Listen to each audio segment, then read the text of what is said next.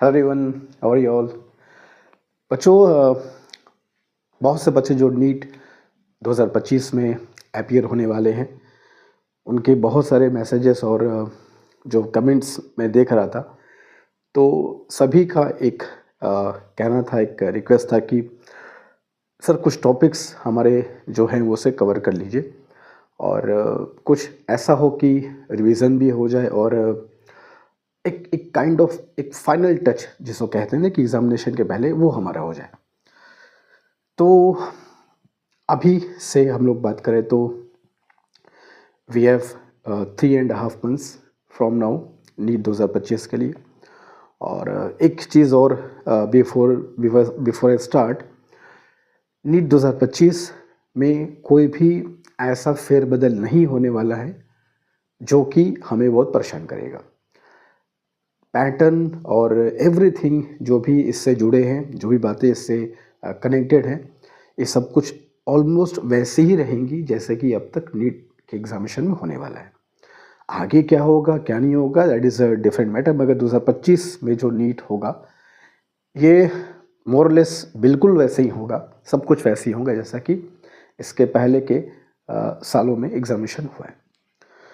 तो ये एक चीज़ तो हमारा अब एकदम क्लियर है कि हमें इस पर कोई बहुत खास डिस्कशन नहीं करना है, इस पर बात नहीं करनी कि एग्जामिनेशन का पैटर्न क्या होगा, कैसा होगा, क्या कुछ बदलाव होंगे, तो अभी ये क्लियर हो चुका है।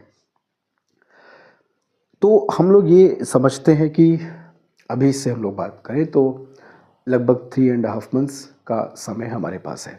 एक नंबर ऑफ डे से बात करो तो राउंड फिगर में मान लो कि हमारे पास 100 दिन का समय है, ठीक है। ये फाइनल 100 days जो हमारे पास है, ये हमें हमारे एग्जामिनेशन में हमें कैसे इसको यूटिलाइज करना है और एकदम कहते हैं ना कि ऑप्टिमम यूज़ हम कैसे कर सकते हैं इस लास्ट 3.5 months का, वो हमको समझना होगा और उसके अकॉर्डिंग हमको अपनी प्रिपरेशन को फिर शुरुआत करनी होगी। सभी बच्चे अपने पोटेंशियल के हिसाब से अब तक जितना भी है प्रिपरेशन किए होंगे, जैसा भी है कुछ ना कुछ सबने पढ़ा होगा। जो भी जिसका पोटेंशियल है, जहाँ तक जैसे मिला होगा, जैसे किया होगा, सबने यहाँ तक पहुँचा होगा। अब पास में जो हो गया वी कैन नॉट चेंज, तो उसको बहुत हम डिस्कशन नहीं करेंगे क्या हुआ कैसे, डेट भी जो हो गया सो हो गया। जो आगे के हमारे पास 100 days बचे हैं, ये हमारे लिए कैसे बेनिफिशियल होंगे ताकि हम अपना बेस्ट एग्जामिनेशन में दे सकें। ये 3 चीज़ हमको समझनी होगी कि इन 100 दिनों में हमें 3 चीज़ पर बहुत फोकस करना है। मतलब बहुत फोकस क्या करना है, इन 3 चीज़ों पर ही फोकस करना है। सबसे पहली चीज़ कि रिवीजन बहुत तगड़ा होना चाहिए। कोर्स बहुत लेंदी है, पढ़ना बहुत है, तो अगर हम पढ़ लिए हैं, रिवीजन नहीं है, सब बेकार हो जाएगा।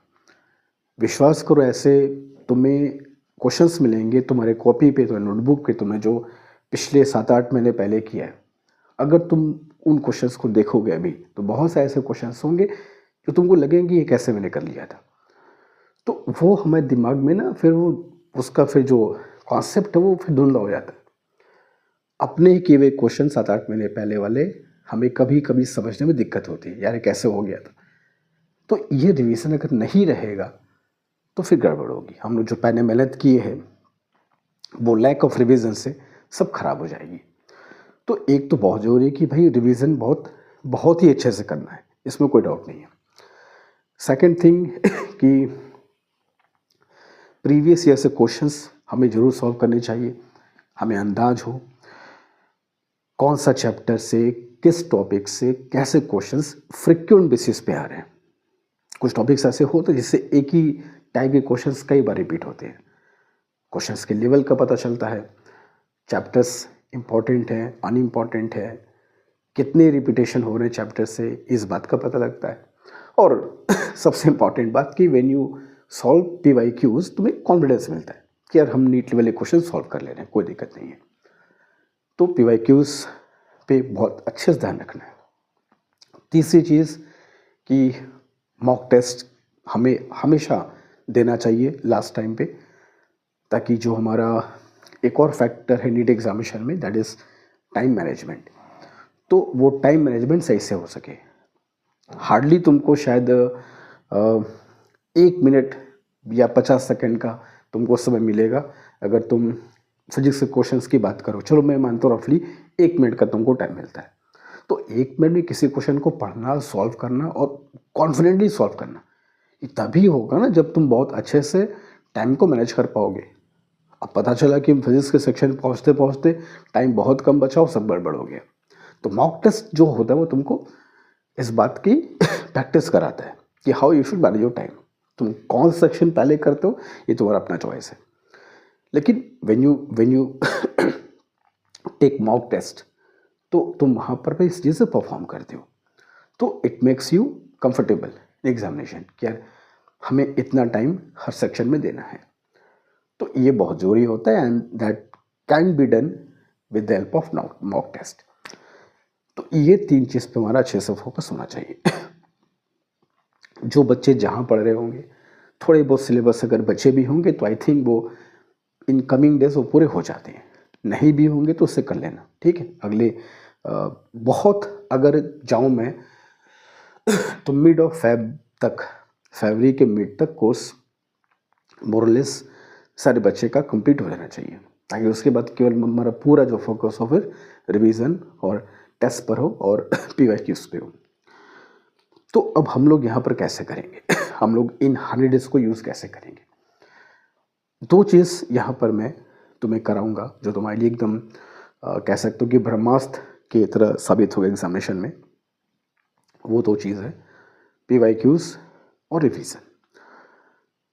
हम लोग जो PYQs यहाँ पे करेंगे वो एक सामान्य PYQs नहीं होंगे कि सर ने यहाँ पे क्वेश्चन लिखा है, ईयर लिखा है, 2020 का है, 22 का है, 23 का है, सर ने सॉल्व किया, ऑप्शन में दिखाया और काम खत्म। ऐसा हम लोग को नहीं करना है। हम लोग जो भी PYQs यहाँ पे करेंगे वो थोड़ा सा एक टाइम टेकिंग PYQ सीरीज होने वाली है, जिसमें हम लोग जब कोई PYQ किसी ईयर का कोई क्वेश्चन सॉल्व करेंगे, उस क्वेश्चन से जुड़े जो भी टॉपिक हैं उन टॉपिक को पढ़ते चलेंगे। उस टॉपिक के इर्द गिर्द जो कॉन्सेप्ट है, आउट ऑफ द बॉक्स कोई कॉन्सेप्ट अगर है उसको भी सीखते चलेंगे। तो हम लोग टॉपिक पढ़ेंगे रिवीजन के point of view with the help of PYQs। For example, मेरे पास रोटेशनल मोशन का कोई क्वेश्चन आता है इन विच रेडियस ऑफ गायरेशन की बात होती है, तो हम लोग समझेंगे पहले कि what is radius of gyration, उससे क्वेश्चंस कैसे आते हैं, उससे जुड़े कॉन्सेप्ट्स क्या क्या है, फिर उस क्वेश्चन को भी सॉल्व करेंगे। तो PYQs भी होगा और उस PYQ में जिस टॉपिक की बात हुई है उसका रिवीजन भी चलेगा। It may take some time, है ना, but it will make both the things easier for you, PYQs भी और तुम्हारा रिवीजन भी। तो इस तरीके से हम लोग अपने PYQs को कंप्लीट करेंगे। ये PYQs अगर हम लोग पिछले 12 साल के भी सॉल्व कर लेते हैं तो हमको इतने क्वेश्चन मिल जाएंगे कि उनसे लगभग सारे कॉन्सेप्ट्स, सारे टॉपिक्स कवर हो जाएंगे। कुछ अगर बचे भी होंगे तो हम लोग उसको PYQs के साइड लाइन में कभी डिस्कस करेंगे। We have ample amount of time. और अगर ये चीज़ हम लोग अगले 100 दिन में रेगुलरली कंसिस्टेंट होकर लेते हैं बिना रुके और एक डिसिप्लिन वे में, तो it will do wonders for you in the NEET 2025। तो आज हम लोग जो आज से शुरू करेंगे वो 2024 से शुरू करेंगे और 2024 के बाद 23, 22 इस तरीके से आगे बढ़ेंगे और कोशिश करेंगे 12 ईयर्स तक PYQs हम लोग पहुँचें। और हर PYQ से क्वेश्चंस को, हर ईयर एक क्वेश्चन को हम लोग बहुत ध्यान से सॉल्व करेंगे, ताकि अगर वो या उससे जुड़ा कोई कॉन्सेप्ट है दोबारा कभी आता है तो उसको हम कर सकें। ठीक है, तो चलो शुरू करते हैं फिर 2024 के क्वेश्चन नंबर 1 से। ठीक है, चलो ओके, तो चलो शुरू करते हैं नीट 2024 के क्वेश्चंस थे। नीट 2024 जो कि बहुत सारे वजहों से डिस्टर्बिंग था, बहुत सारे विवाद भी थे, क्वेश्चन पेपर तक में कुछ क्वेश्चंस की बात हुई थी, बट ठीक है, अब हमें आगे की बात करनी, पीछे जो हो गया उसकी बात नहीं करनी। क्वेश्चंस जो भी है सॉल्व करेंगे हर साल के, और इससे फ़र्क नहीं पड़ता कि क्वेश्चंस में क्या डिस्प्यूट है क्या है, हमें बस क्वेश्चंस को देखना है और उसके बेस्ट आंसर को देखना है जो ऑप्शन में मौजूद है। क्वेश्चन कह रहा है कि a logic circuit provides the output y as per the following truth table. एक ट्रुथ टेबल हमको दिया हुआ है। Topic is logic circuit, logic gates, जिससे हम सब जानते हैं क्वेश्चन एग्जाम में आने ही आना है। बहुत आसान टॉपिक है, बहुत ही इजीली क्वेश्चंस हो जाते हैं। एग्जाम में आने वाले क्वेश्चंस ही बहुत आसान होते हैं। अगर 1-2 घंटा भी ध्यान से अगर कोई स्टूडेंट पढ़ ले तो इससे क्वेश्चन सॉल्व हो जाएंगे। तो बहुत इजी कॉन्सेप्ट्स हैं, कुछ गेट्स हैं, उनके आउटपुट, लॉजिक गेट्स के जो आउटपुट हैं, ट्रुथ टेबल हैं, एक्सप्रेशन है, उन गेट्स के जो सर्किट डायग्राम है वो तुमको अच्छे से याद रखने हैं। तो लॉजिक गेट एक ऐसा टॉपिक है जो कि हम अगर बहुत आराम से भी इसको पढ़ें तो कवर कर सकते हैं। तो क्वेश्चन जो है वो ये है कि भाई एक लॉजिक सर्किट है। अब सर्किट क्या है, उसमें कौन सा गेट है, उससे मतलब नहीं है। बस हमें उस लॉजिक गेट के, सर्किट के आउटपुट से बात हो रही है कि आउटपुट हमें ऐसा मिल रहा है। हमने कुछ इनपुट्स दिए, बदले में आउटपुट्स ऐसे मिल रहे हैं। तो आउटपुट y को शो करने वाला ये एक्सप्रेशन कौन है? इसको हम लोग बूलियन एक्सप्रेशन भी कहते हैं। ये एक्सप्रेशन में से कौन सा एक्सप्रेशन इस y को रिप्रेजेंट करेगा? हम सब जानते हैं जब भी हम लोग कोई लॉजिक सर्किट पढ़ते हैं, लॉजिक गेट पढ़ते हैं, तो उसका जो आउटपुट होता है उसको हम लोग एक बूलियन एक्सप्रेशन से डिनोट करते हैं। जैसे और गेट है तो और गेट के लिए हमारा जो एक्सप्रेशन होता है वो क्या होता है? y is equal to A plus B for OR gate. AND gate के लिए हमारा एक्सप्रेशन क्या होता है? y is equal to A into B. तो हर अपने एक गेट का, सर्किट का एक जो आउटपुट है उसको किसी इक्वेशन से हम रिप्रेजेंट करते हैं, वही है उसका बूलियन एक्सप्रेशन। अब यहाँ पे गेट और है, एंड इससे मतलब नहीं है, बस एक कोई भी गेट है जिसका आउटपुट आपको दिया हुआ है। हमें बताना है कि कौन सा एक्सप्रेशन इसको रिप्रेजेंट करेगा। सॉल्व कैसे करना चाहिए? देखो क्वेश्चन में कोई दम नहीं है, 10 सेकंड में इसका आंसर आ जाएगा। मगर सिर्फ यही क्वेश्चन सॉल्व नहीं करना है ना, हमको लॉजिक गेट के सारे क्वेश्चन सॉल्व करने हैं। तो हमारा उस क्वेश्चन पे जब भी हम कोई क्वेश्चन सॉल्व करें, PYQ जो हम लोग कर रहे हैं, हमारा ये मकसद नहीं होगा कि वो क्वेश्चन सॉल्व हो जाए। ये मकसद होगा उस क्वेश्चन को सॉल्व करके हम कुछ सीखे कि नहीं सीखे, कुछ हमें इम्प्रूवमेंट हुआ कि नहीं। तो अब ऐसे क्वेश्चन अगर मिलते हैं जहाँ पर किसी लॉजिक सर्किट का आउटपुट हमको दे रखा है, कैसे सॉल्व करेंगे उसको? द ईजिएस्ट मेथड इज कि एक्सप्रेशन अगर चेक करने हैं तो एक्सप्रेशन में वैल्यूज़ को पुट करते चलो, तो उनको पता चल जाएगा कि हमारा ऑप्शन कौन सा सही है। अच्छा, कुछ एलिमिनेट भी कर सकते हो, जैसे बार का मतलब सबको पता है कि बार का मतलब इन्वर्ट होता है, 1 का 0, 0 का 1। अब चौथा ऑप्शन कह रहा है बी, मतलब कि जो आउटपुट है वो बी के ही बराबर है। ठीक है, तो भैया आउटपुट v के बराबर कहाँ है? यहाँ तो b 0 है, यहाँ पर y तुम्हारा 1 हो गया, तो आउटपुट b के इक्वल तो नहीं है, तो y यू कैन नॉट। इसका मतलब ये हुआ ना, इसका मतलब ये हुआ कि y is equal to B, ये कहना चाह रहा है। जो आउटपुट तुम लिखोगे वो y is equal to B है, तो क्या y is equal to B है? ये तो फर्स्ट में ही हमारा गड़बड़ हो गया। सेकेंड कह रहा है y is equal to B bar. y is equal to B bar मतलब b का उल्टा। चेक कर लेते हैं, 0 का 1 उल्टा तो है, 1 का 0 फिर उल्टा है, 0 का 1 फिर उल्टा है, 1 का 0 फिर उल्टा है। तो y is equal to B bar अगर लगाया जाए यहाँ पर पे, तो ये सही बैठ रहा है। अब मल्टीपल आंसर्स तुम्हारे हैं नीट में, तो क्यों हम 200 ऑप्शंस बाकी दो चेक करें? The correct answer is y is equal to B bar. अगर तुम्हारा मन करे चेक करने का, तुम बाकी दो ऑप्शन में चेक कर सकते हो सकता है एकदम आउटपुट y मिल भी जाए, मगर सब में तो फिर नहीं मिलेगा। तो इस तरीके से इन क्वेश्चन को इजीली सॉल्व कर सकते हो। जहाँ पर भी एक्सप्रेशन चेक करना हो, उन एक्सप्रेशंस में you can use the inputs. एक आसान तरीका ये होगा कि जो छोटे एक्सप्रेशन हो उनको पहले कर लो, हो सकता है वहाँ से आ जाए, नहीं आएगा सबको चेक करना ही पड़ेगा। ये बहुत जल्दी हो जाएगा, बहुत मुश्किल कैलकुलेशन ये नहीं होता है, ठीक है। तो this is your very first question of 2024, ठीक है। चलने क्वेश्चन नंबर 2 की तरफ, ठीक, चलो। अब बढ़ते हैं हम लोग सेकंड क्वेश्चन की तरफ। सेकंड क्वेश्चन जो हम लोग अभी करेंगे, इस क्वेश्चन के बारे में पूरा कॉन्सेप्ट इस वीडियो के ठीक पहले मेरे चैनल पर जो वीडियो अवेलेबल है, तुम अगर उस वीडियो को देखोगे तो इस क्वेश्चन में जिस टॉपिक पे क्वेश्चन पूछा गया है उस टॉपिक को ही बहुत डिटेल में मैंने एक्सप्लेन किया है। प्योर रोलिंग का वो टॉपिक है जिसमें हम लोग किसी रोल करते एक स्फेरिकल बॉडी का एग्जांपल लेके मैंने बताया है कि उसके डिफरेंट पार्ट्स की हम लोग स्पीड कैसे फाइंड कर सकते हैं।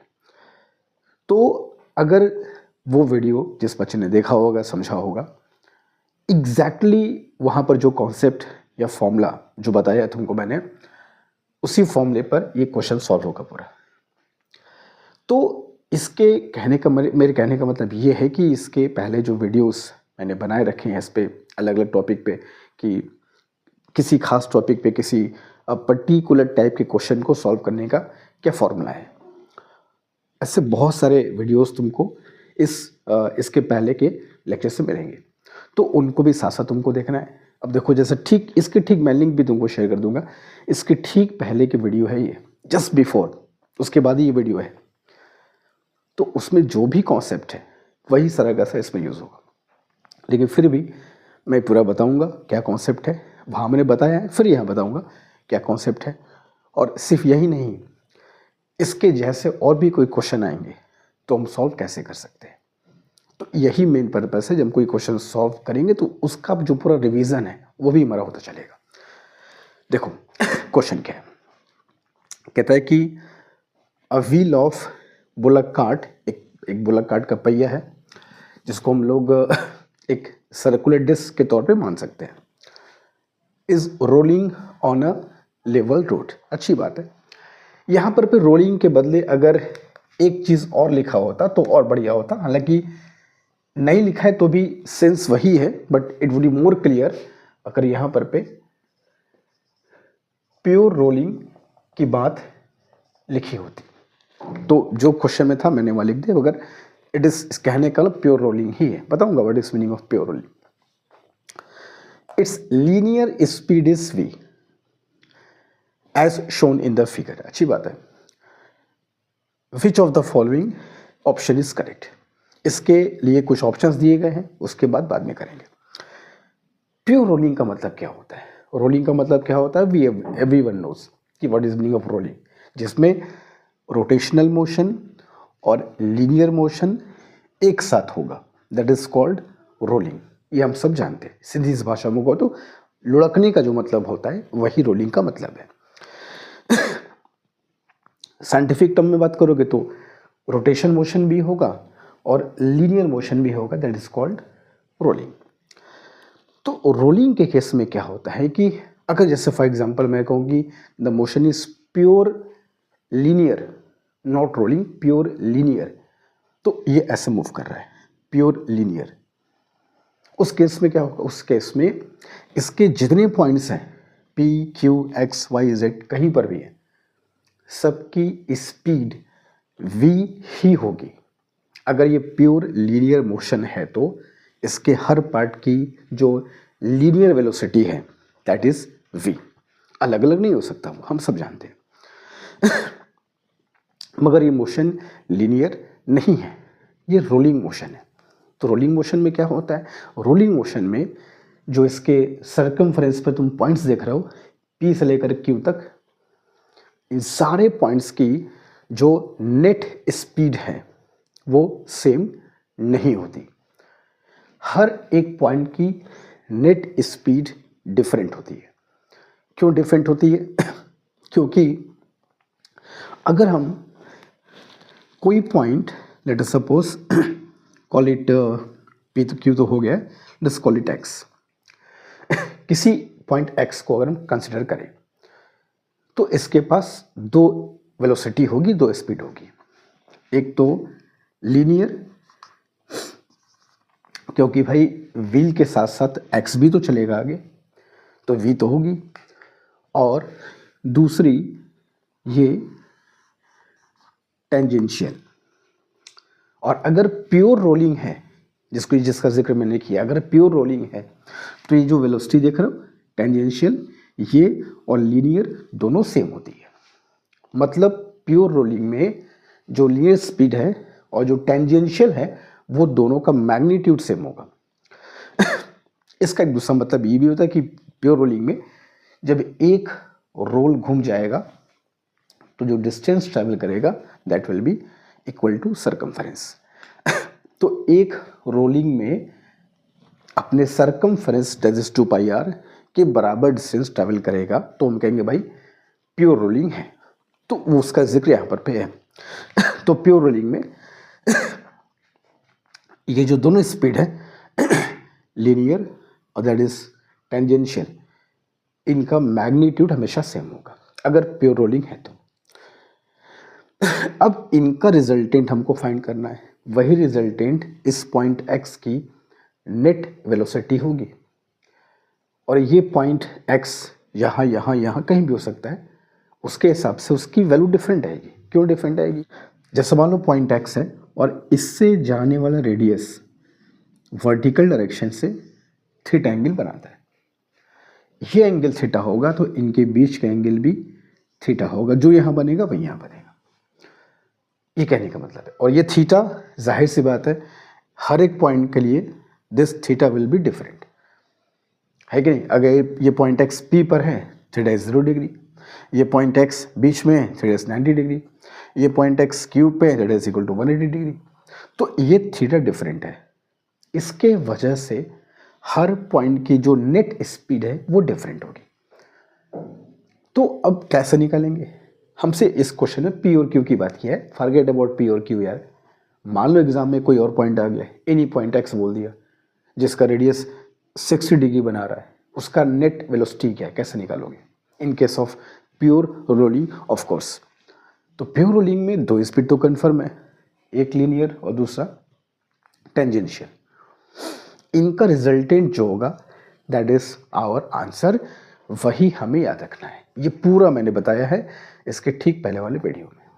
तो जो नेट वेलोसिटी है दैट इज v नेट, जिसको हम लोग ऐसे निकालते हैं 2v cos थीटा बाई 2। यही वो फॉर्मूला है जो तुमको याद रखना है।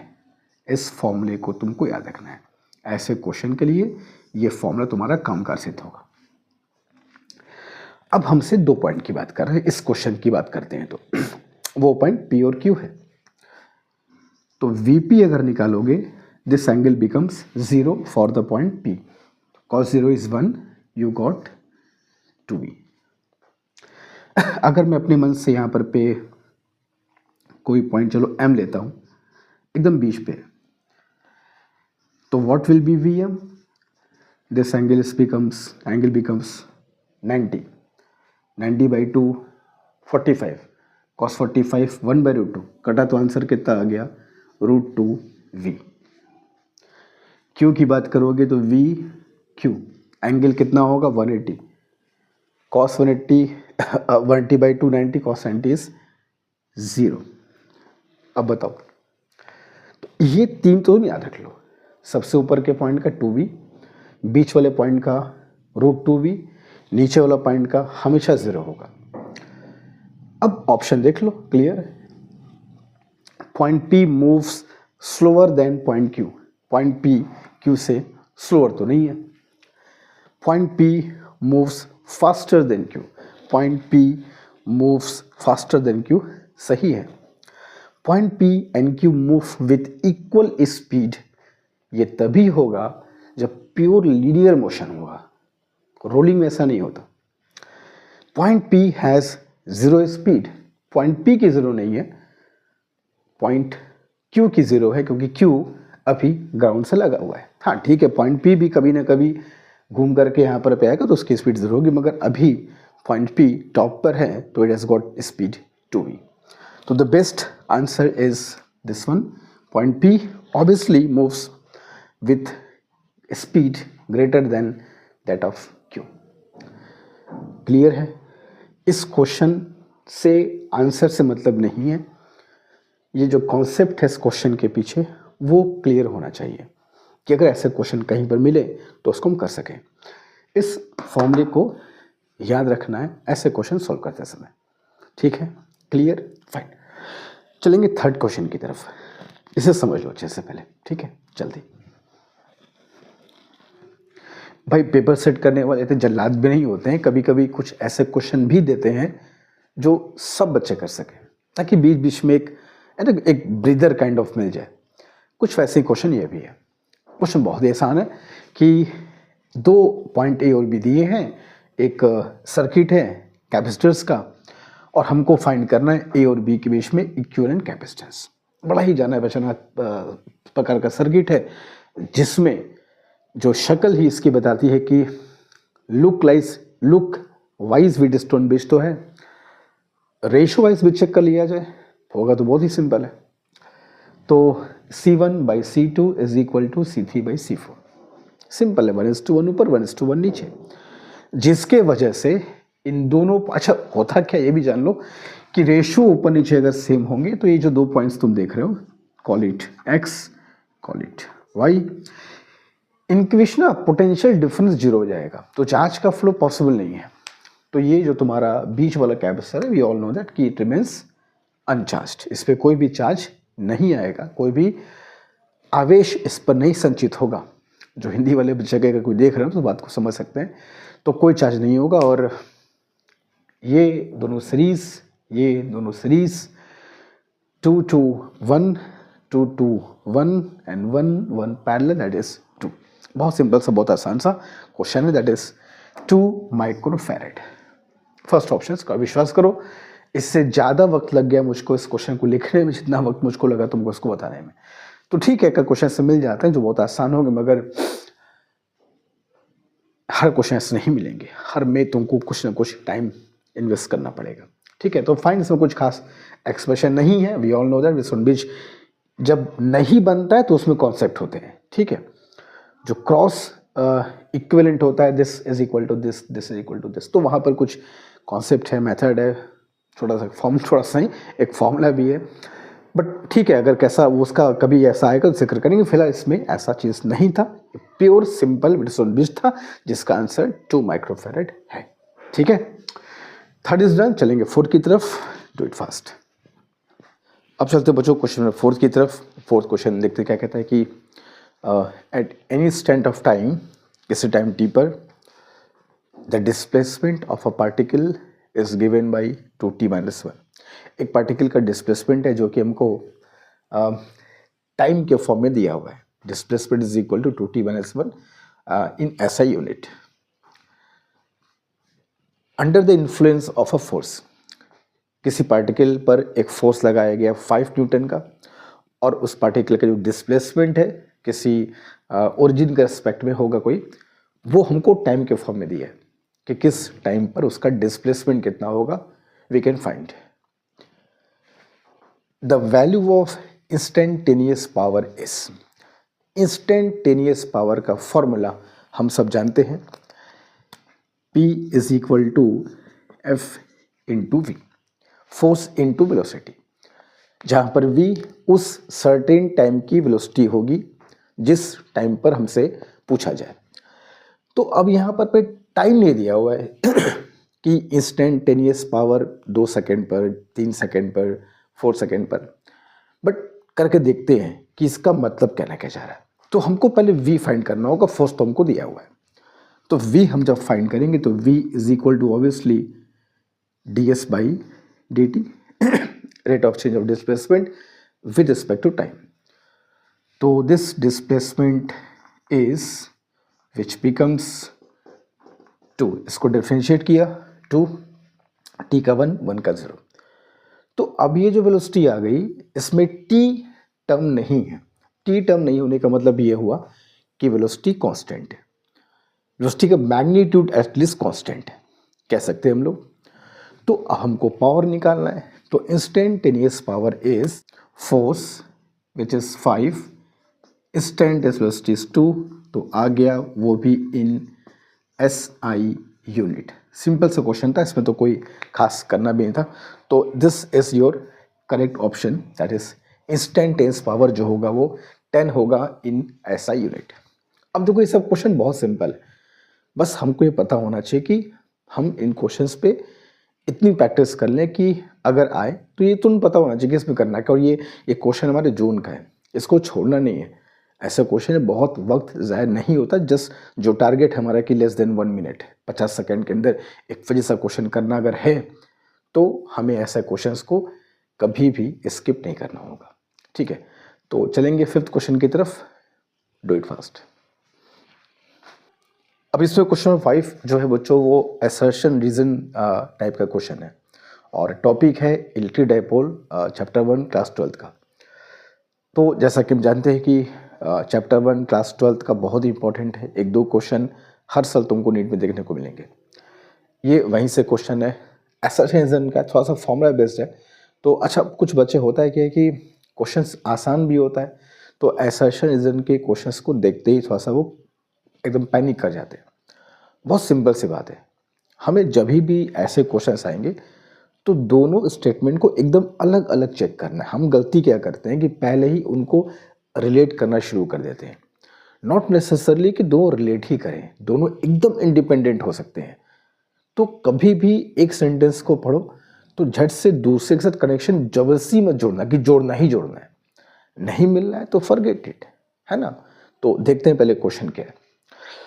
कह रहा है कि द पोटेंशियल V, पोटेंशियल की बात हो रही है, इलेक्ट्रिक पोटेंशियल की बात हो रही है, at any point, at axial point, at 2 meter distance from center of an electric dipole।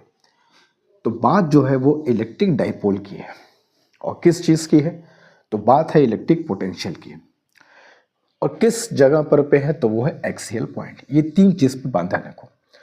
एक इलेक्ट्रिक डाइपोल के एक्सियल पॉइंट पे इलेक्ट्रिक पोटेंशियल की बात हो रही है और हमें एक सर्टेन डिस्टेंस पर इलेक्ट्रिक पोटेंशियल की वैल्यू दी हुई है। चेक कर लेंगे सही है गलत है, और उसके बाद एक फॉर्मूला भी लिखा हुआ है कि इलेक्ट्रिक पोटेंशियल का फॉर्मूला एक डाइपोल के एक्सिस पर ये होता है।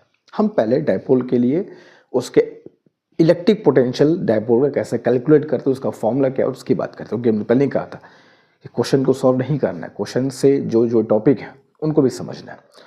तो सपोज दैट हमारे पास एक इलेक्ट्रिक डाइपोल है, ठीक है, एंड दिस इज ये हो गया इसका नेगेटिव चार्ज, पॉजिटिव चार्ज, ठीक है, और ये हमारा एक डाइपोल है। Forget about axial point and all this thing. हम एक इलेक्ट्रिक डाइपोल के लिए किसी जनरल पॉइंट पर पोटेंशियल कैसे कैलकुलेट करेंगे वो पहले देख लिया जाए। जैसे मान लो हमने डाइपोल का ये मिड पॉइंट चूज कर लिया समवेयर, इस मिड पॉइंट से किसी r डिस्टेंस पर एक पॉइंट P है और ये पॉइंट एक जनरल पॉइंट है, नॉट एक्सियल नॉट इक्वेटोरियल, कोई जनरल पॉइंट। अब किसी ऐसे पॉइंट पर जो कि कोई भी हो सकता है इस डाइपोल के आसपास, उसको उसके एंगल से पहचानते हैं थीटा। ये थीटा अगर चेंज करेगा तो ऑफकोर्स उसका जो पॉइंट का पोजीशन है वो भी चेंज करता रहेगा। जैसे एग्जांपल के तौर पे अगर इस थीटा की वैल्यू को हम लोग 0 डिग्री पुट करें या 180 पुट करें, 0 पुट करोगे ये पॉइंट इधर चलाएगा एक्सेल पॉइंट, 180 पुट करोगे ये इधर चलाएगा एक्सेल पॉइंट, 90 पुट करोगे ये इधर चलाएगा इक्वेटोरियल पॉइंट। तो ये एक जनरल पॉइंट है P। अब किसी इलेक्ट्रिक डाइपोल के लिए किसी भी जनरल पॉइंट पर इलेक्ट्रिक पोटेंशियल का फॉर्मूला हमको पता होना चाहिए। Forget about this question, NEET में तुम जब बैठोगे तो मेक श्योर कि हमको इसका फॉर्मूला पता हो। क्या फॉर्मूला होता है, जिनको पता है वो ठीक है, जिनको नहीं पता है वो याद रखें। V is equal to 1/4 pi epsilon naught P cos theta by R square. इस बात को गौर करना कि ये कोई एक जनरल पॉइंट पर फॉर्मूला है, मैं एक्सेल इक्वेडोर की बातें नहीं कर रहा। तो ये फॉर्मूला हमको पता होना चाहिए एक डाइपोल के लिए किसी भी पॉइंट पर इलेक्ट्रिक पोटेंशियल फाइंड करने का फॉर्मूला। इसी से हमारा क्वेश्चन सॉल्व होगा। अब अगर एक्सियल पॉइंट है, अगर एक्सियल पॉइंट है तो ये पॉइंट या तो इस तरफ होगा या इस तरफ होगा, यानी कि एक्सियल पॉइंट के लिए ये थीटा या तो 0 हो सकता है या 180, तो आइदर cos 0 और 180। तो इसको अगर मैं इसी फॉर्मूले को, ये तो किसी जनरल पॉइंट का फॉर्मूला है, इसको अगर हम लोग स्पेसिफिकली एट एक्सियल पॉइंट पे कन्वर्ट करें तो v का फॉर्मूला क्या आएगा, plus minus 1/4 epsilon naught p by R square. Plus minus कहाँ से आ गया भाई, cos 0 प्लस 1 cos 180 माइनस 1। तो ये एक्सियल पॉइंट का फॉर्मूला मिला इस जनरल पॉइंट के फॉर्मूले से, 1/4 epsilon naught plus minus p by R square. यहाँ पे क्या लिखा है चलो प्लस माइनस तो है, 2p/r लिखा हुआ है।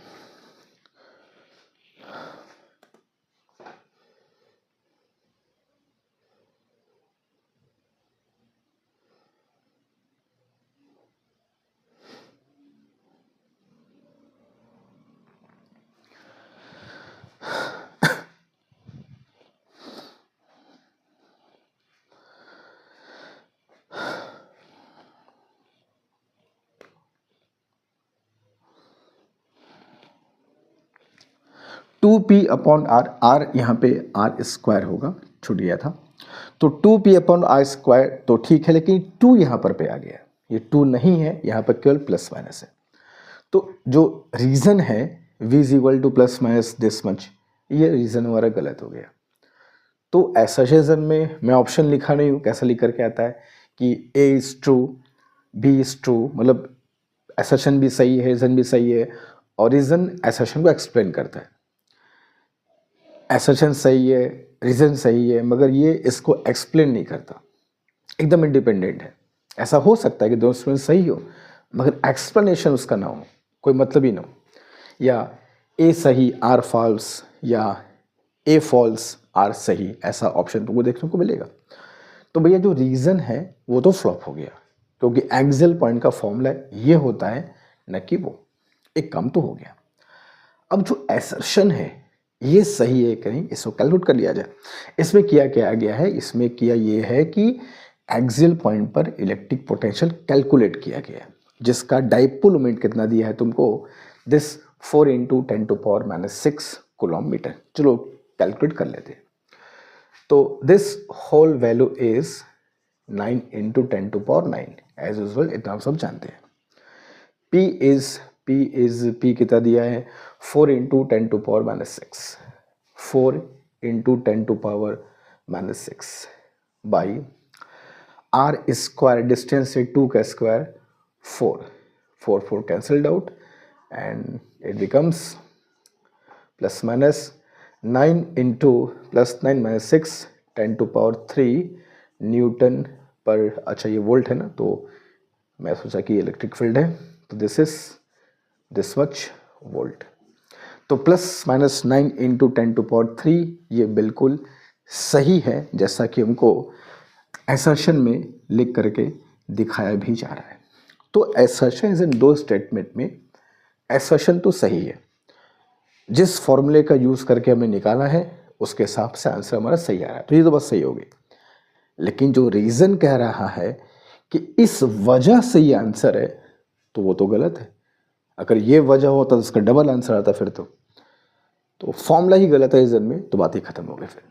तो अब इसमें क्या है, बहुत सिंपल क्वेश्चन है, बस थोड़ा सा टाइम दे करके हमको समझना है कहना है क्या चाह रहा है, और क्वेश्चन देख करके पैनिक नहीं होना है। इतना बड़ा क्वेश्चन, इतना बड़ा सेशन, इतना बड़ा रीज़न, 4-8 ऑप्शन, ऐसा नहीं करना है। इसलिए क्या है, जब तुम ऐसे क्वेश्चंस की पहले से प्रैक्टिस किए रहोगे तो पता होगा, बस देखने में बड़ा है, करने बैठोगे 1 मिनट में हो जाएगा। ठीक है, तो दिस इज फिफ्थ वन जो हमने समझा किया, एंड मेक नो मिस्टेक, इस फॉर्मूले को अच्छे से याद करके जाना है। फिर बोल दे रहा हूँ कि ये जनरल फॉर्मूला है जो एक्सियल इक्वेटोरियल कहीं भी लगेगा, मगर स्पेसिफिकली एक्सियल पॉइंट पे this formula will become this one. अच्छे से लिखकर प्रैक्टिस कर देना, कोई दिक्कत नहीं है। तो 6 क्वेश्चन की तरफ चलेंगे, जल्दी कर लो इसको। क्वेश्चन नंबर 6 जो कि कोलिजन टॉपिक से है और इनइलास्टिक कोलिजन पे है, जो कि अगेन एक बहुत ही इजी क्वेश्चन कैटेगरी में आएगा। ये कहता है कि दो बॉडीज हैं ए और बी ऑफ सेम मास। इस बात का ध्यान रखना, छोटी छोटी चीज़ें यहीं से हमेशा गलत रहती हैं। सेम मास के हैं, अंडर गो कंप्लीटली, इस दो वर्ड पे गौर करना, कंप्लीटली इन इलास्टिक कोलिजन है। अब कंप्लीटली इन इलास्टिक कोलिजन में सबसे जो मेन प्रॉपर्टी होती है वो क्या होती है? जिन बच्चों को पता है ठीक, जिनको नहीं पता सुन लो। कभी भी दो बॉडीज अगर कंप्लीटली इन इलास्टिक कोलिजन करते हैं तो कोलिजन के बाद वो सेपरेट नहीं होते हैं, वो स्टिक कर जाते हैं और एक सिंगल बॉडी के फॉर्म में, एक सिंगल सिस्टम के फॉर्म में दोनों बॉडी मूव करते हैं। तो ये एक बहुत ही इंपॉर्टेंट कॉन्सेप्ट है जो कि इन इलास्टिक कोलिजन में हमें पता होना चाहिए। फिर कहता है कि the body A moves with velocity v1 and b is at rest. अच्छी बात है। Before the collision the velocity of the system, देखो यहीं पर ये वर्ड लिखते हैं सिस्टम। अब सिस्टम का मतलब क्या हुआ कि जो दोनों कोलाइड किए हैं, दोनों के कोलिजन से एक सिंगल बॉडी जो बनी है वो सिस्टम की बात हो रही है। किसी एक बॉडी की बात हो नहीं सकती अब तो पूरे एक कंबाइंड बॉडी की बात होगी, जिसी को सिस्टम कहा जा रहा है। तो the velocity of system after collision is v2। पूरे बॉडी का, पूरे सिस्टम का कोलिजन के बाद वेलोसिटी v2 है। The ratio v1 is to v2 is, v1 v2 का रेशियो निकालना है। ये बॉडी ए लिया, मूविंग विथ वेलोसिटी v1, मास इसका m। ये body be moving with no velocity जो कि रेस्ट में है, मास m, और ये हो गया रेस्ट। ठीक है। They go completely inelastic collision. इसमें डिफॉर्मेशन भी होता है और वो डिफॉर्मेशन कभी रिकवर भी नहीं होगा। एक परमानेंट डिफॉर्मेशन इसमें अपीयर होता है कंप्लीटली इन इलास्टिक कोलिजन में, जो कभी रिकवर नहीं होगा। बॉडी में जो काइनेटिक एनर्जी में लॉस हुई है वो कभी वापस नहीं मिलेगी। And they move together as a single body, जिसी को सिस्टम कहा गया। और इन दोनों के मास m और कंबाइंड वेलोसिटी इज v2। तो बोलता है कि what is ratio of v1 to v2। यार कोलिजन में एक चीज़ हमेशा रखना, एक चीज़ हमेशा फॉलो होगी, चाहे वो इलास्टिक कोलिजन हो, चाहे वो इनइलास्टिक कोलिजन हो, या दोनों के बीच का कोई नेचुरल कोलिजन हो। मोमेंटम कंजर्वेशन प्रिंसिपल सब में होल्ड करता है, चाहे इलास्टिक कोलिजन हो, चाहे कंप्लीटली इन इलास्टिक कोलिजन हो। एनर्जी में लॉस ठीक है, एनर्जी कंजर्वेशन यहाँ पर है, वहाँ पर नहीं है। जो डिफॉर्मेशन है वहाँ पर एक जगह रिकवर हो गया, दूसरी जगह रिकवर नहीं हुआ। एक ऐसी चीज़ है कंजर्वेशन ऑफ लीनियर मोमेंटम, जो सब कोलिजन में होल्ड करती है, उसको ही तुमको यहाँ पे लगाना है। तो m1 v1 plus m2 u2 is equal to 2m v2। m is cancelled out, तो v1 upon v2 is equal to 2, that is 2:1। Simple सा क्वेश्चन। 2 सेकेंड भी इस क्वेश्चन को सॉल्व करने में शायद न लगे। 2 सेकेंड शायद मैं बहुत कम बोल दिया, 20 सेकेंड कह सकते हो, 30 सेकेंड कह सकते हो।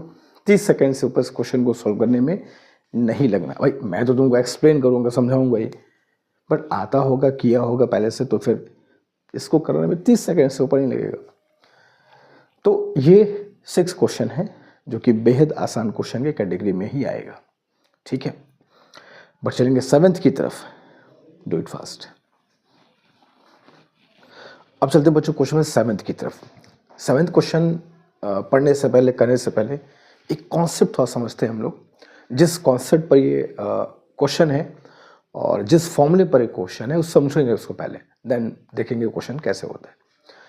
सपोज दैट एक मैग्नेटिक फील्ड है और ये मैग्नेटिक फील्ड का डायरेक्शन है, ठीक है। This is direction of magnetic. ध्यान से बात समझना, एक मैग्नेट को हमने, एक बार मैग्नेट को इस मैग्नेटिक फील्ड के अलोंग कुछ इस तरीके से रख दिया, ठीक है, लाइक दिस, और ऐसा रखा कि इस मैग्नेट का नॉर्थ पोल इधर और ये साउथ पोल। अब ये मैग्नेट हमारा इस मैग्नेटिक फील्ड में इक्विलिब्रियम में है, ठीक है, मैग्नेटिक फील्ड के अलोंग है। तो नेट फोर्स, नेट कपल दोनों इस पे जीरो है ना। कपल का formula tau is equal to M B sine theta पढ़े हम लोग, और नेट फोर्स भी इस पे जीरो है। तो ये भी इक्विलिब्रियम में है इन दिस मैग्नेटिक फील्ड। ये मैग्नेटिक फील्ड है, ये मैग्नेट के नॉर्थ और साउथ पोल है। अब मान लो इस मैग्नेट को हम लोग थोड़ा सा मैग्नेटिक फील्ड से बहुत हल्का सा ऐसे घुमा करके छोड़ दें, कुछ इस तरीके से। मान लो ऐसे, ये मैग्नेट को मैंने हल्का सा उसके पोजीशन से डिस्प्लेस कर दिया, कुछ इस तरीके से। तो मैग्नेट कम्स हियर, ठीक है, ये हल्का सा डिस्प्लेस कर दिया bye angle let us call theta. तो उस कंडीशन में क्या होगा, जैसे ही इसको हल्का सा डिस्प्लेस करके छोड़ेंगे, नॉर्थ पोल पे इधर की तरफ फोर्स लगेगा m into B, south pole पे मैग्नेटिक फील्ड के अपोजिट फोर्स काम करेगा m इंटू बी। इन दोनों फोर्सेस की वजह से इस पे कपल लगेगा और ये मैग्नेट इस मैग्नेटिक फील्ड में ऑक्सीलेशन करेगा। उसके ऑसिलेशन का टाइम पीरियड का फॉर्मूला हमारे पास होता है t is equal to 2 pi square root of I by B M, ठीक है, आई बाई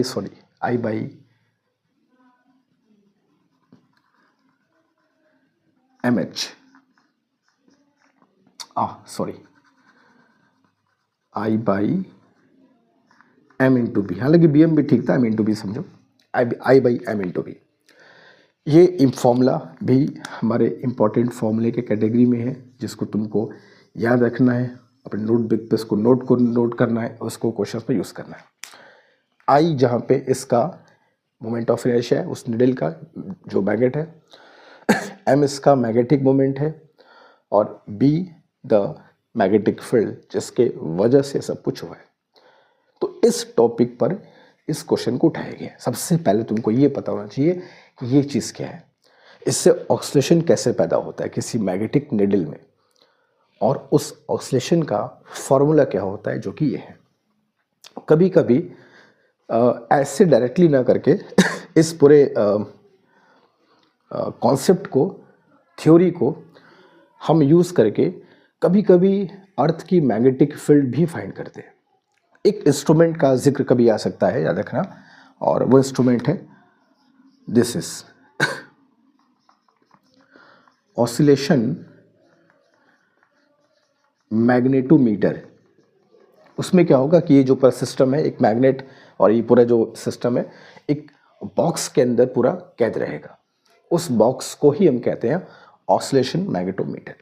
उस बॉक्स के अंदर इस मैग्नेट को हम लोग वाइब्रेट करा करके अर्थ की मैग्नेटिक फील्ड फाइंड करते हैं। बस इस फॉर्मूले में होगा क्या कि it could be t is equal to 2 pi square root of I by M into B H, जहाँ बी एच क्या होगा, अर्थ की मैग्नेटिक फील्ड का हॉरिजॉन्टल कंपोनेंट है। तो ये कॉन्सेप्ट है जिस कॉन्सेप्ट पर ये क्वेश्चन बेस्ड है।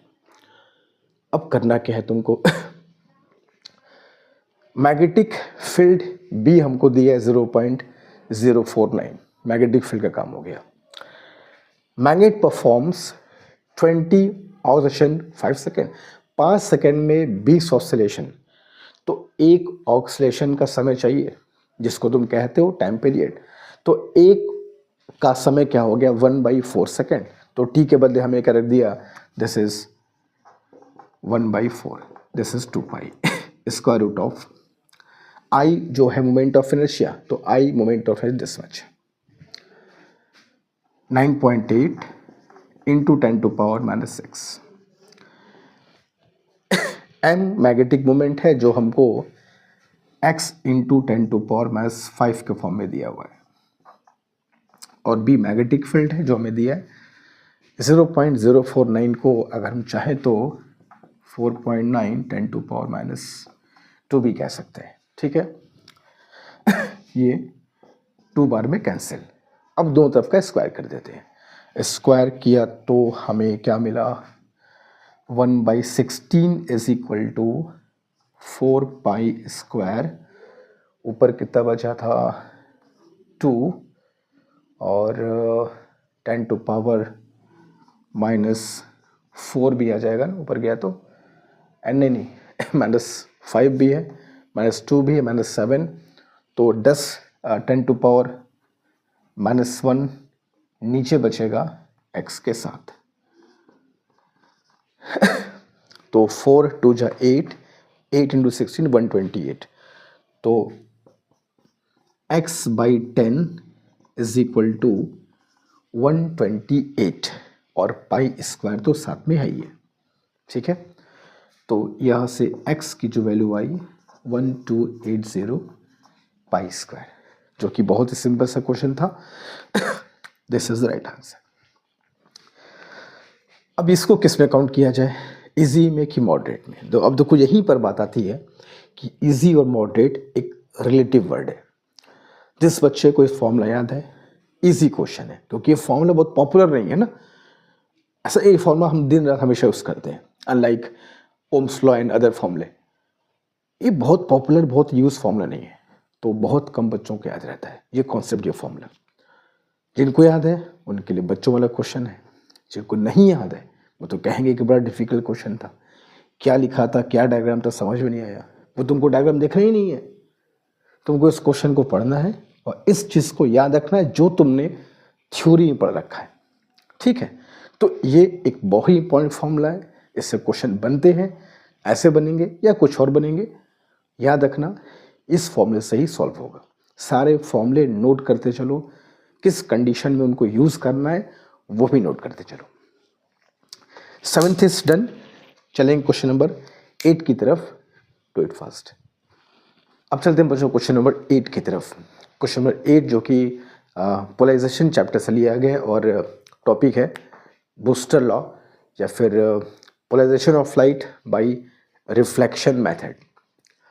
तो थोड़ा सा समझ लें कि बूस्टर लॉ होता क्या है और रिफ्लेक्शन से हम लोग लाइट को पोलराइज कैसे कर सकते हैं और क्या ब्रूस्टर लॉ का उसमें कहना है।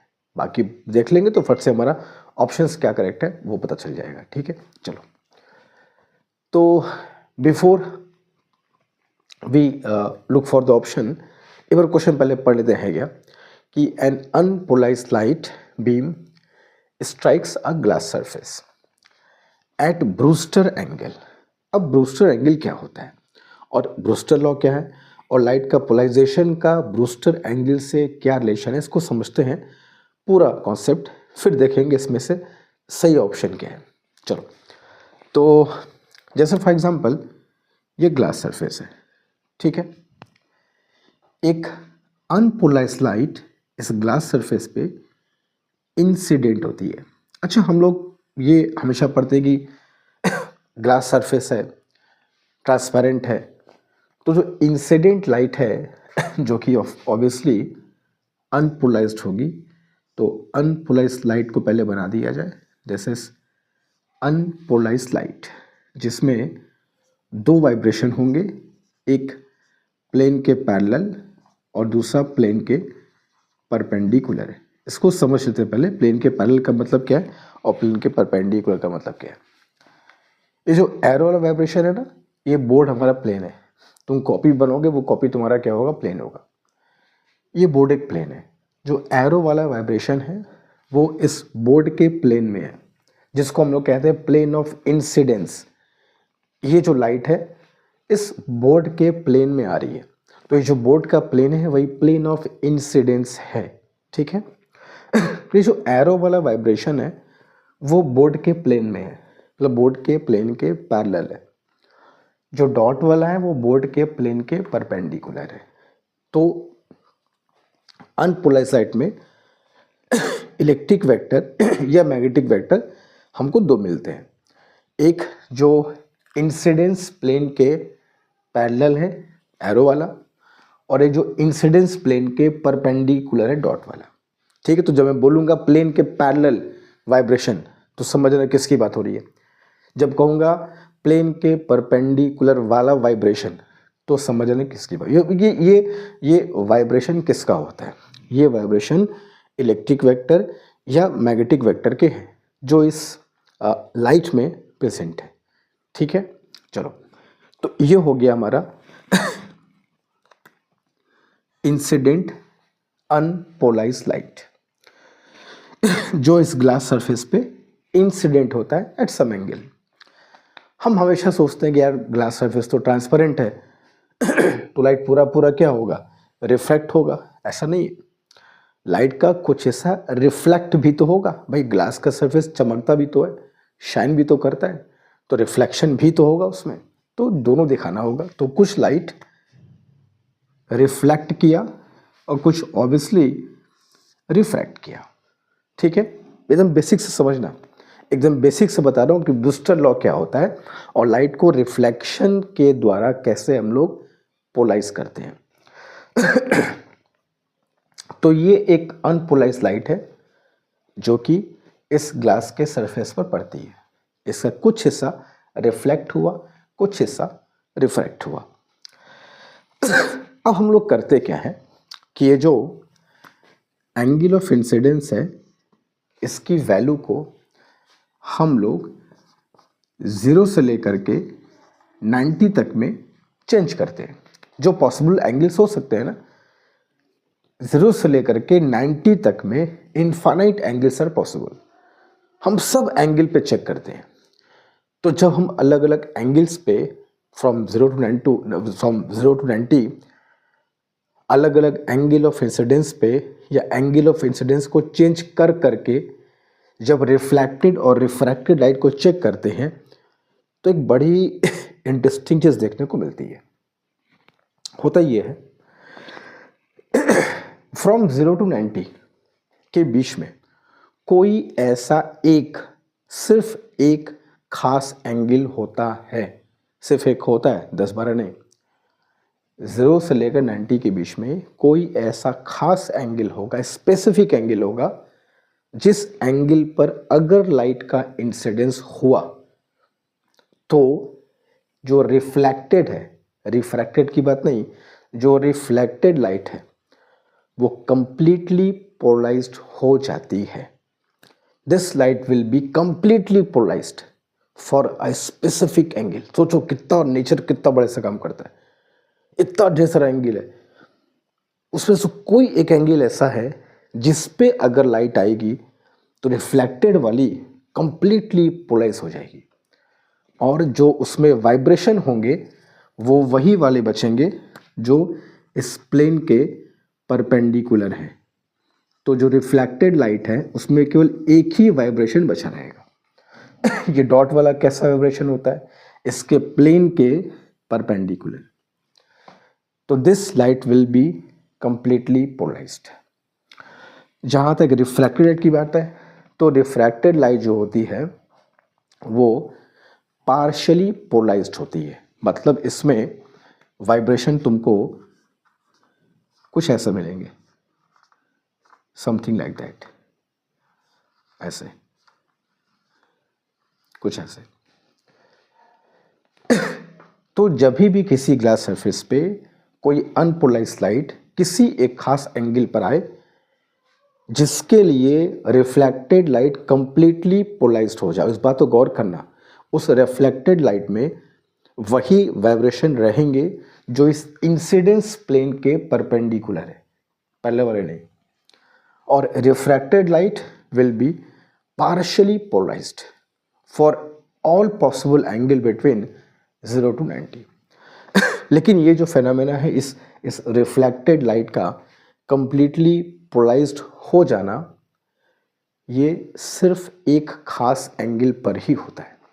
उसी खास एंगल को हम लोग कहते हैं द ब्रूस्टर एंगल। तो this angle is called the Brewster angle, that is IB।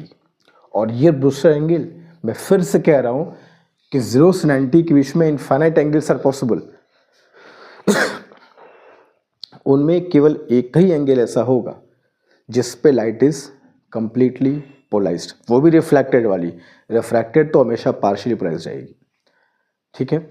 और उस एंगल को ही हम कहते हैं द ब्रूस्टर एंगल, और इस लॉ को कहते हैं the Brewster law.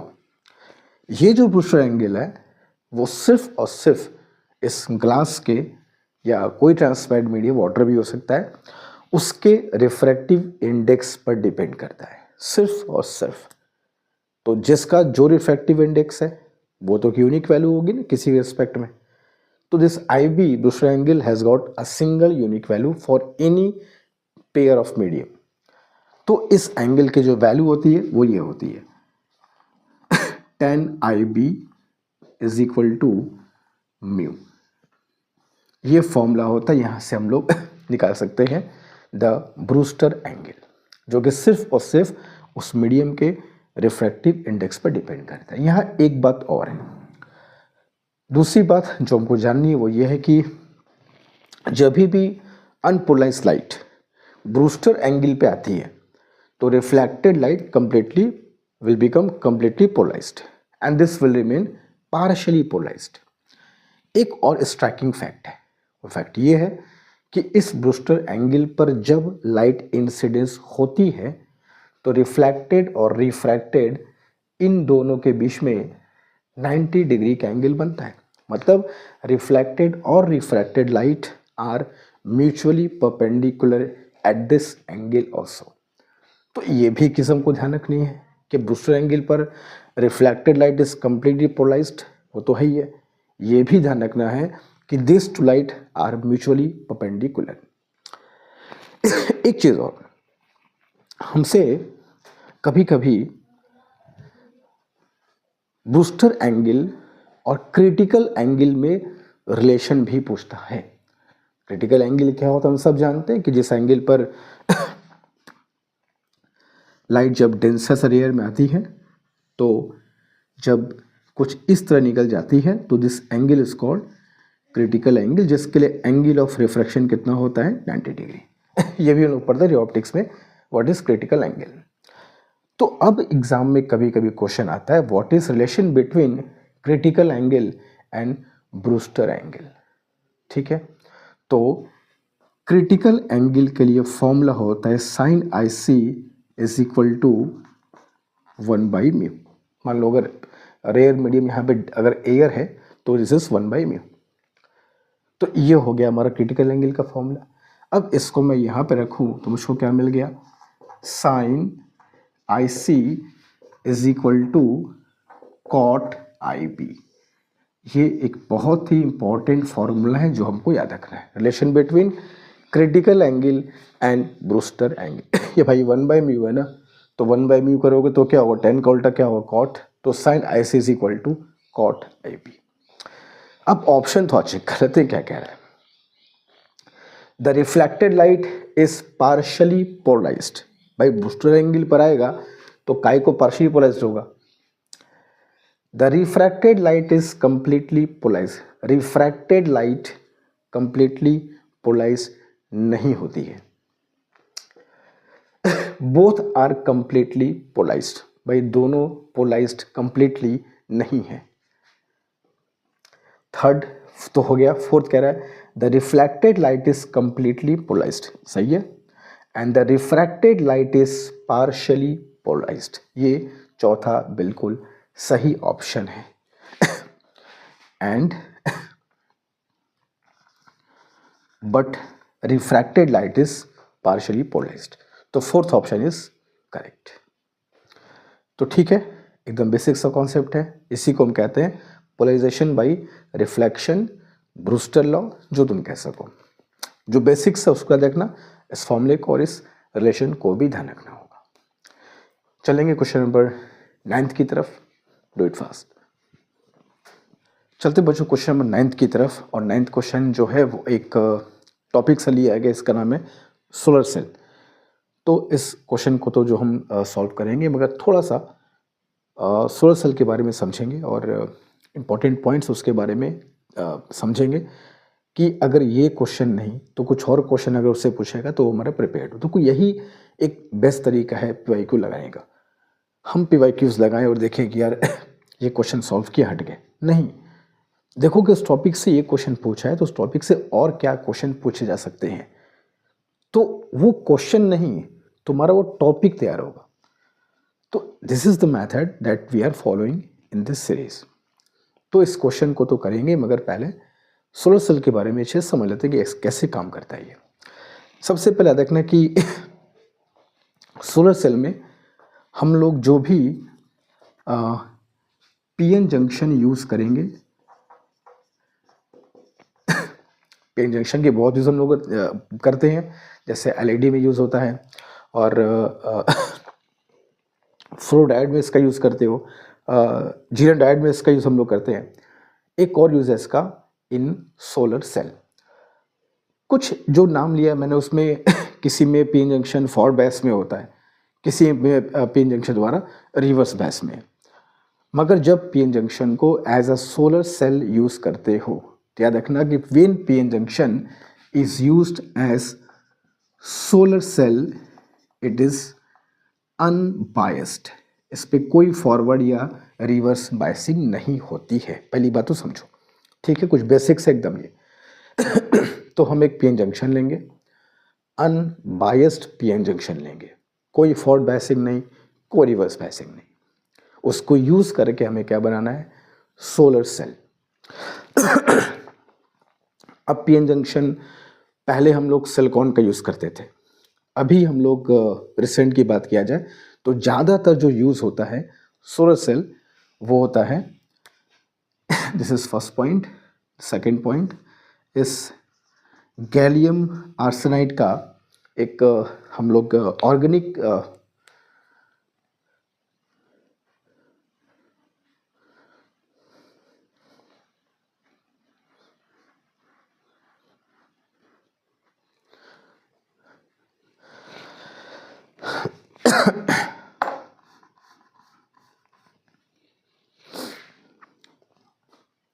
Gallium arsenide का एक कंपाउंड सेमीकंडक्टर यूज करते हैं। इसमें खास बात ये होती है कि ये फोटोन को एब्जॉर्ब करने की क्षमता इसमें ज़्यादा होती है in comparison to silicon semiconductor. Silicon की कंपेरिजन न देखना कि गैलियम आर्सेनाइड का यूज़ हम लोग करते हैं as a PN junction in solar cell, क्योंकि इसके फोटोन को एब्जॉर्ब करने की क्षमता ज़्यादा होती है in comparison to silicon semiconductor. अब क्यों फोटोन के एब्जॉर्ब करने से यहाँ से क्या मतलब है, तो सोलर सेल कैसे बनता है, सोलर सेल कैसे फंक्शन करता है, ये सब समझोगे तो पता चलेगा कि वहाँ फोटोन को एब्जॉर्ब करना क्यों ज़रूरी है। एब्जॉर्ब नहीं करेगा तो हमारे इलेक्ट्रॉन होल पेयर प्रोड्यूस नहीं होंगे, और जो चार्ज हैं वो सेपरेट नहीं होंगे, और पोटेंशियल डिफरेंस जनरेट नहीं होगा, सेल तुम्हारा बनेगा ही नहीं। तो फोटॉन्स को एब्जॉर्ब करना बहुत जरूरी है। तो सिलिकॉन के कंपेरिजन में we use gallium arsenide as PN junction in solar cell due to high capacity of absorbing photons. ठीक है, इन कॉन्सेप्ट्स को याद रखना, कहीं से भी क्वेश्चन बन सकते हैं। इसका स्ट्रक्चर कैसे होता है इसमें सबसे पहले करते क्या है कि एक बहुत पतली से लेयर की पी टाइप सेमीकंडक्टर लेते हैं। क्यों पतला सा लेयर, क्योंकि हमको यहाँ से लाइट को भेजना है, फोटॉन्स को भेजना है, और वो फोटॉन्स इस जंक्शन इस पी टाइप को क्रॉस करके अंदर एंटर करना है। तो याद रखना वो पतला सा एक पी लेयर होता है, उसके नीचे थोड़ा सा मोटा सा एक एन टाइप होगा, जिसके नीचे एक मेटल का पूरा प्लेट होता है जो कैथोड की तरह काम करेगा। इसके ऊपर फिंगर के स्ट्रक्चर का एक मेटल प्लेट होता है जो एनोड की तरह काम करता है। याद रखना कहाँ पे एनोड है कहाँ पे कैथोड है। तो ये तुम्हारा क्या हो गया, कैथोड। ये तुम्हारा जो फिंगर की तरह एक स्ट्रक्चर है, ये तुम्हारा है एनोड। ये पी टाइप और ये एन टाइप। ये एक मोटा मोटा स्ट्रक्चर कह सकते हो कि एक सोलर सेल का है। अब मान लो यहाँ से लाइट हम लोग भेजते हैं, लाइट मतलब फोटॉन्स। तो फोटॉन्स प्लस एनर्जी है, और ये फोटॉन्स इस पी टाइप में एंटर करेंगे, और हम चाहेंगे कि ये फोटॉन्स एब्जॉर्ब हों नहीं होगा तो फिर हमारा काम कैसे आगे बढ़ेगा।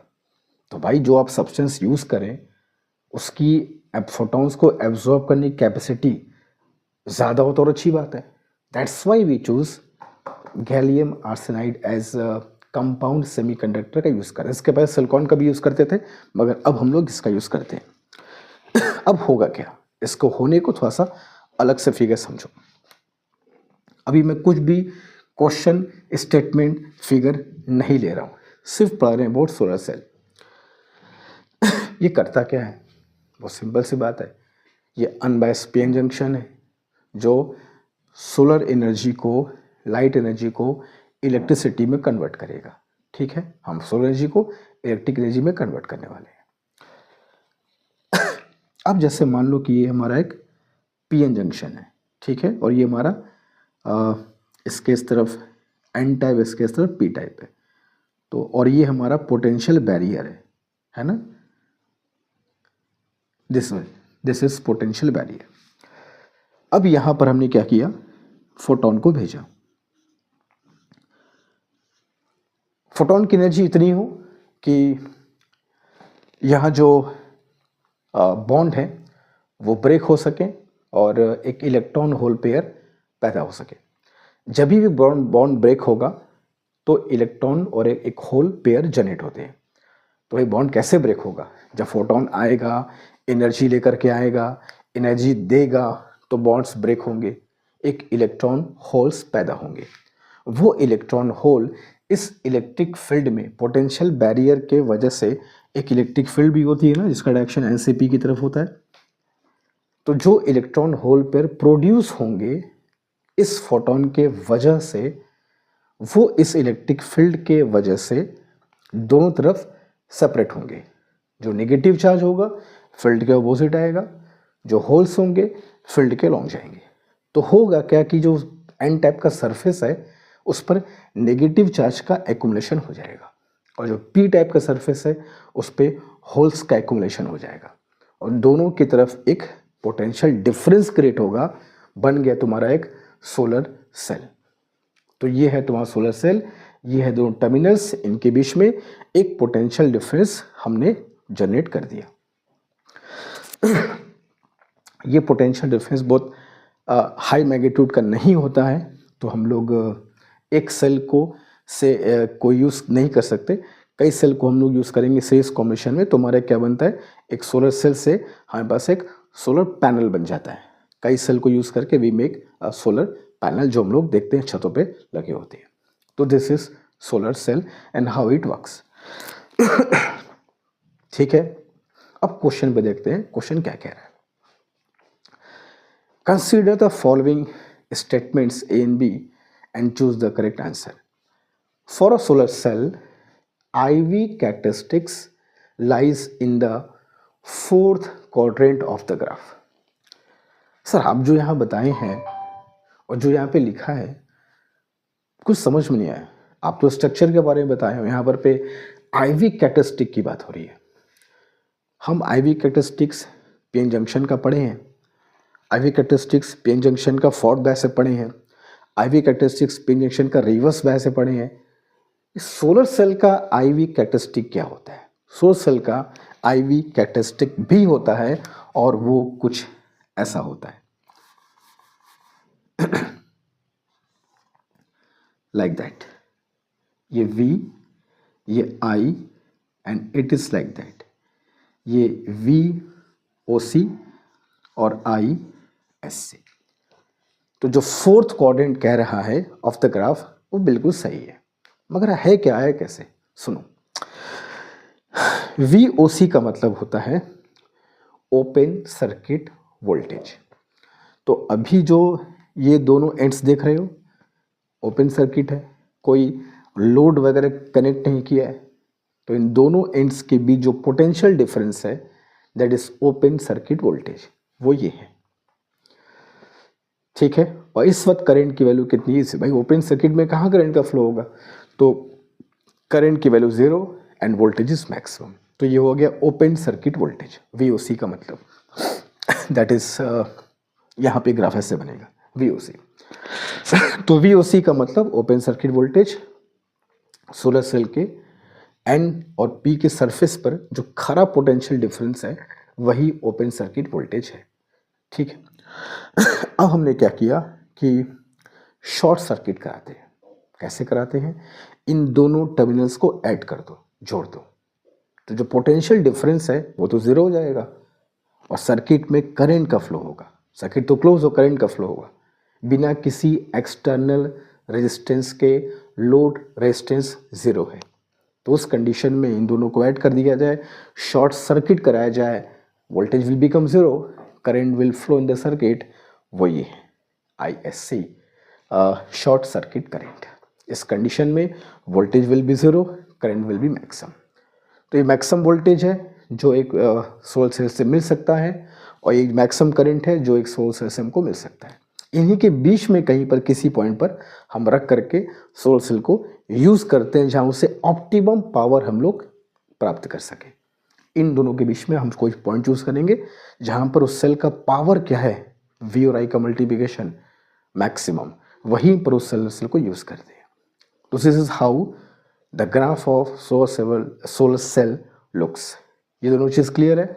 ओपन सर्किट वोल्टेज जो भी दिखाई दे रहा है और ये शॉर्ट सर्किट करंट, इन दोनों को जोड़ दोगे, वोल्टेज डिफरेंस जीरो हो जाएगा और करंट फ्लो करेगी, that is short circuit current. तो फर्स्ट ऑप्शन बिल्कुल सही है कि for a solar cell the IV characteristics lies in the fourth quadrant of the graph. बिल्कुल खरी बात है, सही बात है। दूसरा कहता है, तो सोलर सेल के बारे में सिर्फ ये क्वेश्चन नहीं, ये पूरा बात ध्यान रखना कि N टाइप क्या है, P टाइप क्या है, कैथोड का काम कौन करता है, एनोड का काम यहाँ पे कौन करता है, अनबायस्ड PN जंक्शन है, सोलर एनर्जी को इलेक्ट्रिक एनर्जी में कन्वर्ट कर रहा है, गैलियम आर्सेनाइड का यूज़ क्यों करते हैं, क्योंकि फोटोन के एब्जॉर्ब करने की पावर क्या होती है, ज़्यादा होती है। फोटोन एब्जॉर्ब करेगा तब तो बॉन्ड्स यहाँ ब्रेक होंगे, फोटोन एब्जॉर्ब नहीं करेगा तो बॉन्ड्स ब्रेक कैसे होंगे, इलेक्ट्रॉन होल पर क्रिएट कैसे होगा। इट मेक सेंस, ठीक है। दूसरा स्टेटमेंट कह रहा है कि in reverse biased PN junction the current measured microampere में is due to majority charge carrier. भाई रिवर्स बायस्ड PN जंक्शन जब होता है तो माइनॉरिटी चार्ज का फ्लो होता है।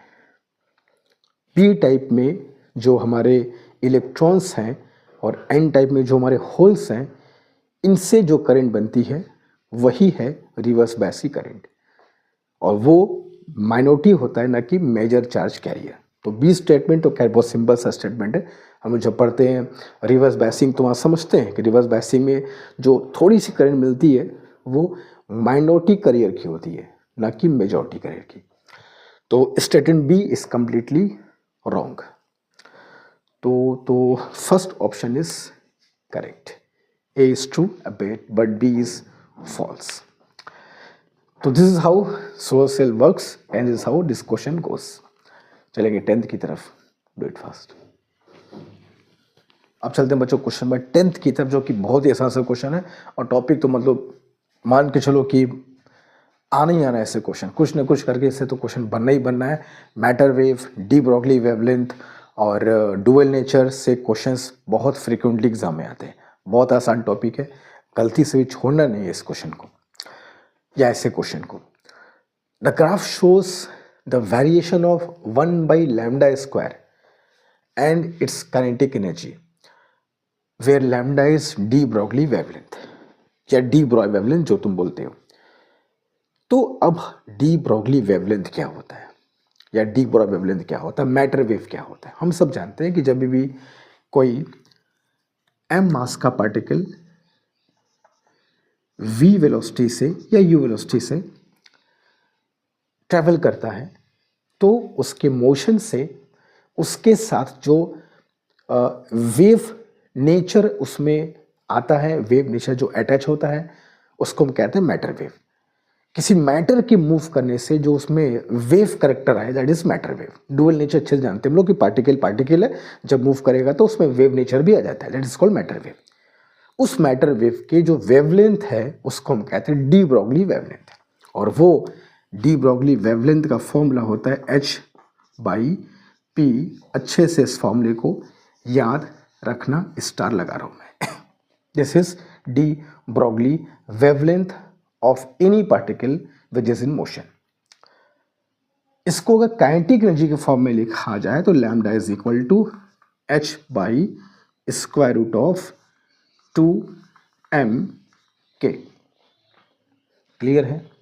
या 2m अगर e है तो e बोल दो, जैसा का है, k बोलो e बोलो, क्या फर्क पड़ता है। अब दोनों तरफ स्क्वायर कर दो, तो स्क्वायर करोगे तो क्या आएगा, या उल्टा कर दो, पहले स्क्वायर ही कर दो, lambda square is equal to h square by 2m e। अब रिवर्स करोगे तो क्या होगा, 1 by lambda square is equal to 2me by h square.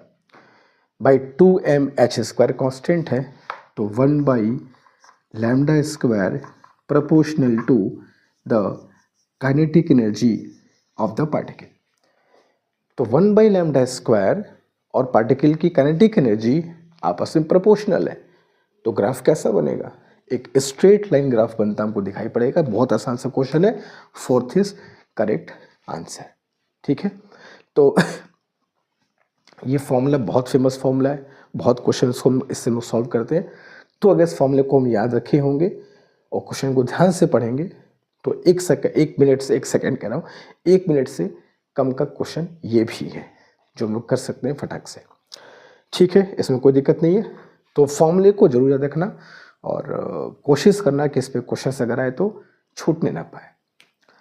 11th की तरफ चलेंगे, डू इट फास्ट। अगला क्वेश्चन जो है वो है चैप्टर करंट इलेक्ट्रिसिटी से, और बहुत सिंपल सा क्वेश्चन है। कह रहा है कि द टर्मिनल वोल्टेज, हम एक सर्किट में क्या फाइंड कर रहे हैं, the terminal potential difference of the battery whose EMF is 10 volt and internal resistance 1 ohm when connected through an external resistance 4 ohm। हम सब जानते हैं एक सेल है, उस सेल में जो पॉजिटिव और नेगेटिव टर्मिनल्स हैं उनके बीच का जो पोटेंशियल डिफरेंस है वो उसका ईएमएफ होता है, और इसके जो टर्मिनल्स हैं दिस एंड दिस, इनके बीच का जो पोटेंशियल डिफरेंस है उसको बोलते हैं टर्मिनल पोटेंशियल डिफरेंस या टर्मिनल वोल्टेज। तो ईएमएफ, अगर बैटरी यहाँ से करंट फ्लो कर रही है and battery is discharging not charging, तो टर्मिनल पोटेंशियल डिफरेंस, इनके बीच का जो वोल्टेज है यही है तुम्हारा टर्मिनल पोटेंशियल डिफरेंस, और ये इनके बीच का जो डिफरेंस है वो क्या है, इसका ईएमएफ। ठीक है, तो इन दोनों के बीच जो डिफरेंस है वो ईएमएफ है, और इसको इंक्लूड करने के बाद जो ये टर्मिनल्स हैं वो है टीपीडी, टर्मिनल पोटेंशियल डिफरेंस या टर्मिनल वोल्टेज। और अगर बैटरी से करंट फ्लो हो रही है और बैटरी सर्किट में डिस्चार्ज हो रही है, तो टर्मिनल पोटेंशियल डिफरेंस और बैटरी के ईएमएफ में जो रिलेशन होता है वो होता है V is equal to E minus I R. ये फॉर्मूला इस क्वेश्चन में हम लोग अप्लाई करेंगे। I हमको निकालना होगा, तो I के लिए E by R plus R, total voltage total resistance, तो this is 10 by 4 plus 1 5, current is 2 ampere. तो V is equal to 10 minus 2 into 1, तो V कितना आ गया तुम्हारा 8 वोल्ट। सिंपल सा क्वेश्चन, सिंपल सा फॉर्मूला, सिंपल सा मेथड, सिंपल सा आंसर। ठीक है, तो याद रखना इस फॉर्मूले को। अच्छा, बैटरी जब डिस्चार्ज हो रही है तो ये फॉर्मूला होता है। Now give me answer in comment box कि अगर बैटरी चार्ज हो रही होगी तो इस फॉर्मूले में क्या फ़र्क आएगा। Give me answer in comment box of question number 11। चलेंगे 12th की तरफ, do it fast. 12th question dimension पर बेस्ड है, डायमेंशन पे अब तक क्वेश्चन नहीं आया था। देखते हैं क्वेश्चन क्या कह रहा है। तो quantities which have the same dimension as those of solid angle.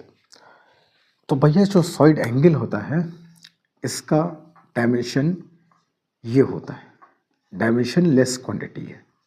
ठीक है, तो यूनिट इसका स्टेरेडियन होता है, एंगल का रेडियन, सॉलिड एंगल का स्टेरेडियन, लेकिन डायमेंशन इज 0, डायमेंशन कुछ नहीं होता है। तो अब कह रहा है कि इनमें से किसका डायमेंशन जो है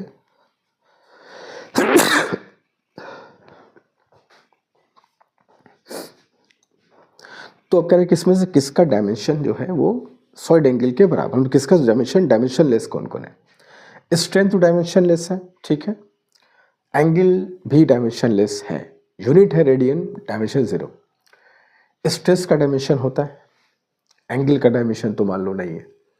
स्ट्रेंथ का डायमेंशन ही आर्क मतलब लेंथ होता है, एल डायमेंशन होगी इसकी।